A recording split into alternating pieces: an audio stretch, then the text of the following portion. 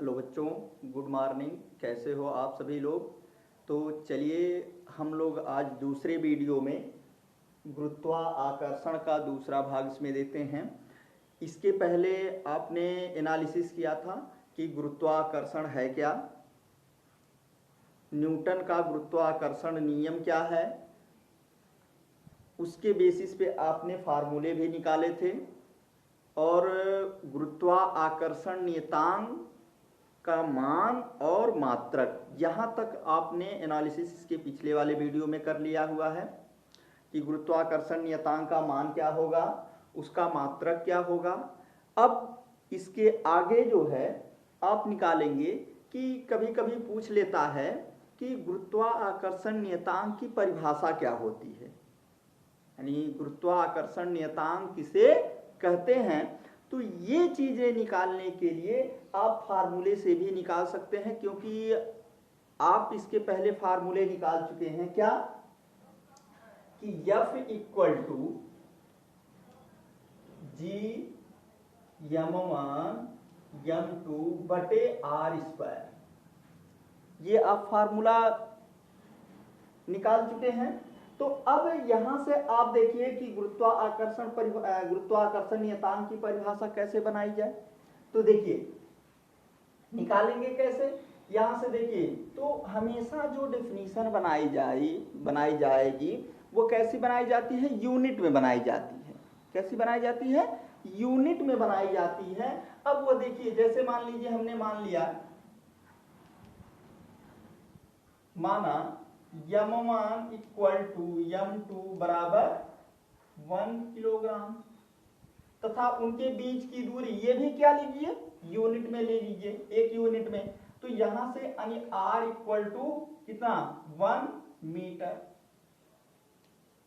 तो जो ये f की वैल्यू देगी वो कितनी देगी, या f इक्वल टू हो जाएगा g इंटू m1 की वैल्यू 1 m2 की वैल्यू 1 बटे r² यानी 1 का स्क्वायर। तो मिलाकर के इसको जब आप सॉल्व करेंगे तो मिलेगा क्या, f इक्वल टू g, या g इक्वल टू क्या आ जाएगा f। अर्थात अब यहां से देखिए इसकी डेफिनेशन निकल के क्या आती है कि एकांक दूरी पर रखे गए किन्हीं दो एकांक पिंडों या एकांक द्रव्यमान वाले पिंडों के बीच लगने वाले आकर्षण बल को ही हम क्या कहते हैं, गुरुत्वाकर्षण नियतांक कहते हैं। एक बार और इस चीज को सुन लीजिए, इसको यहां पर लिख भी दे रहे हैं कि एकांक दूरी पर स्थित या किन्हीं दो पिंडों के एकांक दूरी पर स्थित तथा एकांक द्रव्यमान वाले पिंडों के बीच लगने वाले आकर्षण बल को ही हम क्या कहते हैं, गुरुत्वाकर्षण नियतांक कहते हैं। तो चलिए इसको यहां पर नोट ही कर देते हैं।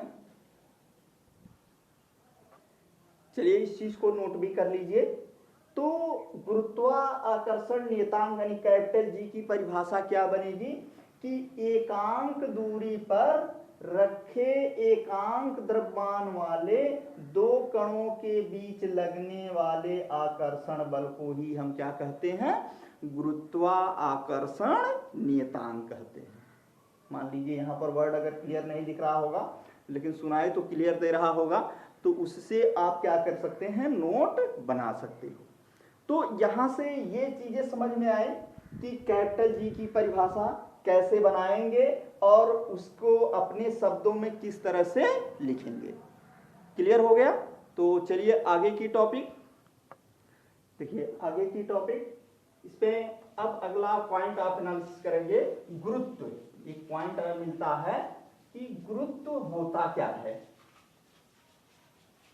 चलिए देखिए क्या गुरुत्व, ये गुरुत्व है क्या। देखिए सिंपल सी चीज है कि पृथ्वी किसी भी वस्तु को जिस बल से अपने केंद्र की ओर आकर्षित करती है उसी को हम क्या कहते हैं, गुरुत्व कहते हैं। गुरुत्व होता क्या है, एक बार और इस चीज को सुन लीजिए कि गुरुत्व होता क्या है कि पृथ्वी किसी भी वस्तु को या पिंड को जिस बल से अपने केंद्र की ओर आकर्षित करती है उस बल को ही हम क्या कहते हैं, गुरुत्व कहते हैं। क्लियर। अब यहां देखिए अगला पॉइंट आप एनालिसिस करेंगे, मुक्त पतन। क्या होता है, मुक्त पतन। ये मुक्त पतन क्या होता है, फ्री फॉल, इसको इंग्लिश में क्या कहते हैं, फ्री फॉल।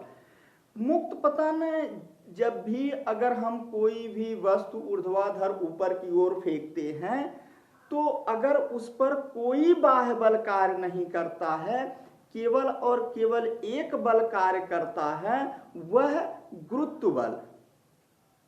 उस पर केवल एक बल कार्य करे, कौन सा, गुरुत्व बल।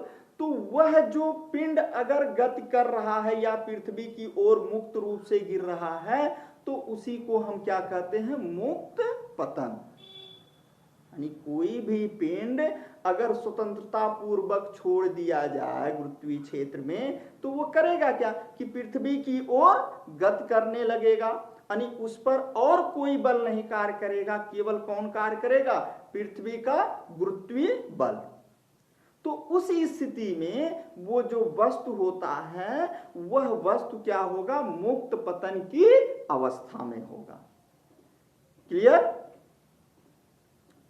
मुक्त पतन की अवस्था में होगा कौन, वस्तु। तो मुक्त पतन हुआ क्या कि अगर किसी भी वस्तु को या यदि किसी वस्तु को स्वतंत्रता रूप से छोड़ दिया जाए तो वह वस्तु पृथ्वी की ओर स्वतंत्र रूप से गिरने लगता है और वस्तु की इस अवस्था को हम क्या कहते हैं, मुक्त पतन की अवस्था। क्या कहते हैं, मुक्त पतन की अवस्था। अब आइए अगली पॉइंट हम लोग एनालिसिस करेंगे, इस चीज को भी नोट आप लोग कर लीजिएगा। अगली पॉइंट गुरुत्वीय त्वरण। क्या है, गुरुत्वीय त्वरण। गुरुत्वीय त्वरण होता क्या है, देखिए त्वरण के बारे में आपने एनालिसिस पहले ही चैप्टर में कर लिया है, मोशन में ही। इसमें गुरुत्वीय त्वरण, तो यह वस्तु गति क्यों कर रहा है, क्योंकि इस पे गुरुत्वाकर्षण बल कार्य कर रहा है या पृथ्वी का गुरुत्व बल कार्य कर रहा है। तो जब पृथ्वी का गुरुत्व बल कार्य कर रहा है तो अगर इसमें बल लग रहा है तो जाहिर सी बात है इसमें त्वरण भी उत्पन्न होगा। इसमें क्या होगा, त्वरण भी उत्पन्न होगा। और अगर इस पर और कोई बल कार्य नहीं कर रहा है, केवल पृथ्वी का गुरुत्वीय बल कार्य कर रहा है, उस स्थिति में जो इस वस्तु में त्वरण उत्पन्न होगा उस त्वरण को हम क्या कहेंगे, गुरुत्वीय त्वरण कहेंगे। तो इसकी डेफिनेशन कैसे लिखेंगे, यानी गुरुत्वीय त्वरण है क्या, ये तो हमने अपने वातावरण में बता दिया कि ये क्रियाएं किस प्रकार से होती हैं। अब टोटल उसको आप इंडिकेट कैसे करेंगे, तो यानी यदि कोई वस्तु मुक्त रूप से गिर रही है तो वस्तु में वेग परिवर्तन की दर को ही हम क्या कहते हैं, गुरुत्वीय त्वरण कहते हैं। वस्तु के वेग परिवर्तन की दर को ही हम क्या कहते हैं, गुरुत्वीय त्वरण। लेकिन वस्तु किस अवस्था में गति करना चाहिए, मुक्त पतन की अवस्था में। ये चीज ध्यान रखिएगा कि वस्तु किस अवस्था में गति करना चाहिए। तो ये क्लियर हुआ। तो चलिए इसको आप नोट भी कर लीजिए कि गुरुत्वीय त्वरण होता क्या है, पृथ्वी की ओर मुक्त रूप से गिरते किसी वस्तु के वेग में प्रति सेकंड होने वाली वृद्धि को ही हम क्या कहते हैं, गुरुत्वीय त्वरण कहते हैं। इसे किससे निरूपित करते हैं, स्मॉल जी से निरूपित करते हैं। इसको किससे निरूपित करते हैं, स्मॉल जी से निरूपित करते हैं। तो यहां ये ध्यान दीजिएगा कि इसकी डेफिनेशन को और इसके प्रदर्शन को, यानी ये जो प्रदर्शित किया जाता है किससे, ये ध्यान रखिएगा कि स्मॉल जी से, क्योंकि कैपिटल जी किससे निरूपित किया जाता है, गुरुत्वाकर्षण नियतांक को। इसलिए आप इसमें कंफ्यूज नहीं होइएगा कि स्मॉल जी से किसको, कैपिटल जी को किसको, तो ये ध्यान रखिएगा गुरुत्वाकर्षण नियतांक को कैपिटल जी से, और जबकि गुरुत्वीय त्वरण को किससे निरूपित किया जाता है, स्मॉल जी से। अब यहां देखिए एक चीज और हम आपको बता दें कि गुरुत्वाकर्षण नियतांक में क्या लिखा था, सर्वात्रिक गुरुत्वाकर्षण नियतांक, मतलब वो जो नियतांक था 6.67 गुणे 10⁻⁻11 न्यूटन मीटर स्क्वायर प्रति किलोग्राम स्क्वायर, ये मान जो है सब जगह सत्य था।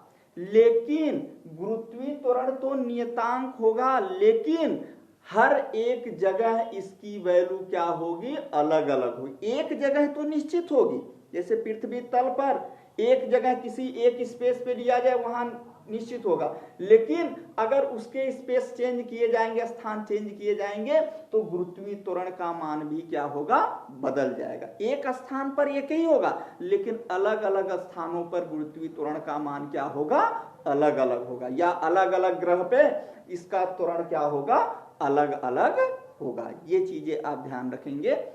तो अब इसके बाद त्वरण, मान, मात्रक, बाकी सब अगले वीडियो में। तो इस यहां तक आप इसको तैयार कर लिए।